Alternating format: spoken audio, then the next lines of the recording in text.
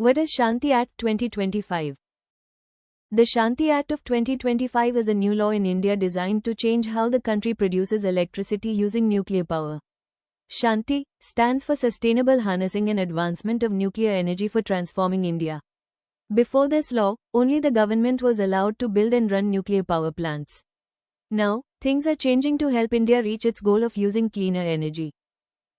The big changes in simple terms. First, new players in the game. For decades, only the government was allowed to own nuclear plants. This new law opens the door for private Indian businesses to build and operate them. Think of it like the telecom industry. Once only the government provided phone lines, but now many private companies do, which led to faster service for everyone. Second, the mini reactor revolution.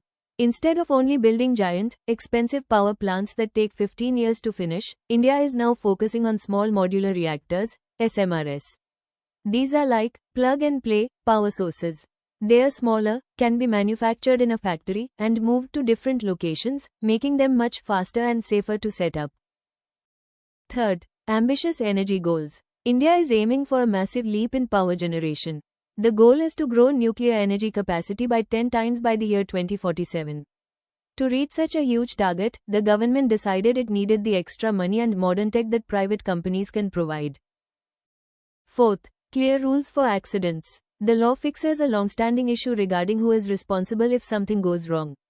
By setting clear insurance and liability rules that match global standards, it makes international tech companies feel safe enough to sell their best equipment to India.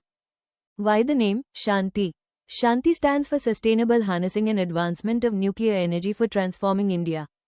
The name was chosen to remind the world that India's nuclear program is for peace and development, not for conflict.